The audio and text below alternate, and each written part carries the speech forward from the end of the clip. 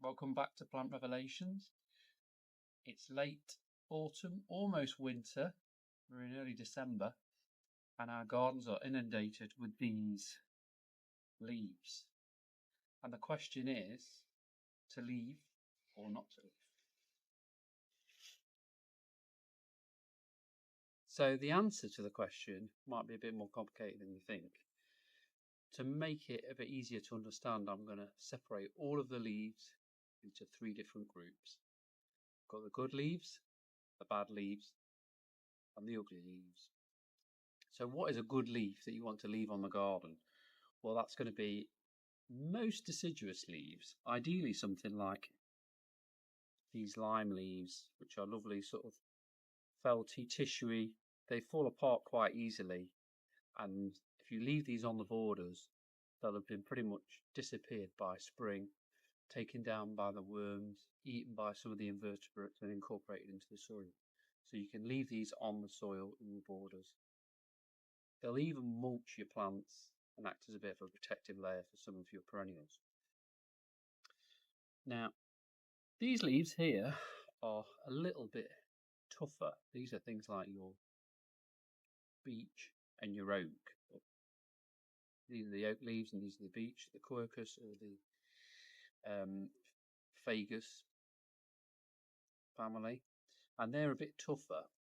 So they might need to go on the compost heap because they may take up to a year to fully rot down. What we tend to do is leave some on the borders, and any which haven't been taken down by worms in spring we'll rake off and then either bag them up to make leaf mould or put them on a compost heap. Then there's ones like these magnolia leaves, and they're really tough and they seem to take a really long while to rot down, but they're still good for the garden. But these probably need to go straight on the compost heap or straight into a bag to make some leaf mould, and I'll show you how to do that now. So making leaf mould couldn't be any easier. All you need is a bag. You could use a bin liner bag, but I prefer to use old compost bags. If you turn them inside out, they're normally black on the. They'll normally make the black on the outside, and obviously you're reusing rather than wasting a new bin bag. All you have to do, get your leaves, squeeze as many as you can into your bag. Yeah, this is just a small bag, but you've got a nice big compost bag. You can ram them in, squish them down, and then tie up the top with a bit of string or elastic band. Before you do that, just put a little bit of water in to make sure they're damp, and then punch some holes in so it doesn't get too full of water and sludge at the bottom. Leave it for about a year, and so next winter you should have some beautiful open sort of textured nice compost which you can mix in with your compost, or you can use it on your borders as a mulch.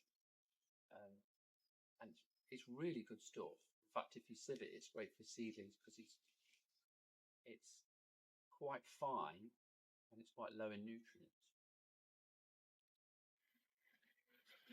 The reason we put them in the bags or keep them separate, we might do a leaf bin rather than put them in with the compost heap, is because they do take a long time, because dead leaves are generally very high in carbon, so they can slow the compost heap down quite a bit.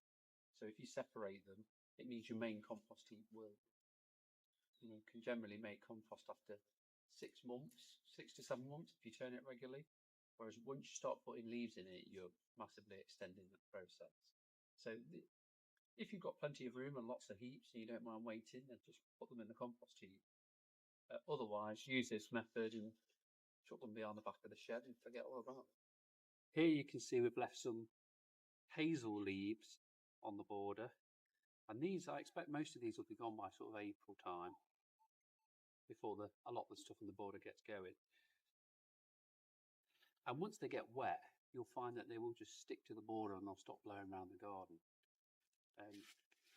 The good thing about leaves is, if you haven't got a compost heap and you haven't got the room to have a compost heap and you can't necessarily afford to buy in well rotted organic manure.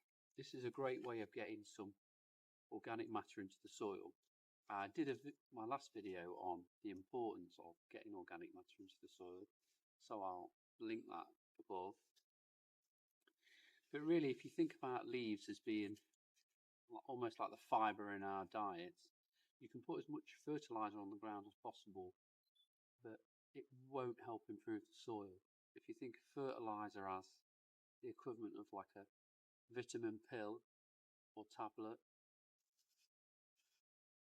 but leaves are like the fibre in our diet, so they're like your vegetables, so they're really important food for the soil. So the bad leaves are generally any sort of evergreens, like hollies, which could take 2 or 3 years to rot down, and things like conifer needles also take a very long time to rot down. But not only do they take a long time to rot down and look unsightly on the borders, they'll acidify the soil, making the pH very low and difficult to grow a lot of things. They'll also kill, the acidification will also kill any of the microorganisms, worms, all those sort of beneficial animals which are going to help recycle and reincorporate nutrients into the garden. So these you want to rake up and ideally bin them. They're not, I wouldn't even say that we're putting them on a compost heap, unless you've got one you can leave for a very long time and you're trying to make ericaceous compost. You could mix some of these needles in with some new compost to help acidify it, but otherwise they're not much use. And if you do rake them up, you'll find that you can grow plants underneath conifers, or your grass will grow underneath a conifer where you wouldn't expect it to grow, and you'll find that the soil doesn't stay as dry. So the ugly leaves are things obviously like leaves on paths, which when they get wet in the winter and frozen, they're actually quite dangerous. We can slip over, cause accidents. And obviously things like leaves on lawn. If these leaves here were to stay on there, even though they're deciduous leaves and they make good compost, you'll find by spring this area of lawn will be dead. So we really have to remove all the leaves off the lawn. And again, this would be perfect for making into leaf mould or putting on the compost heap.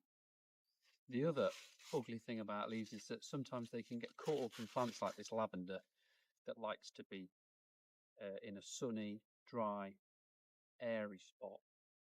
And this will promote mould and it's less likely to survive the winter. So you need to pick the leaves out of the crowns of certain plants.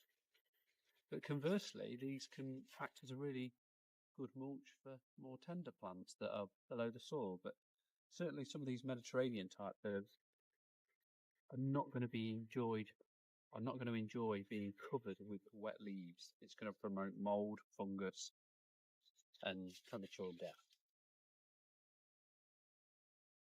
Hopefully that's giving you some ideas of what you can do with your leaves and which ones are good to keep and which ones you need to get rid of. If you like the video, please like and subscribe.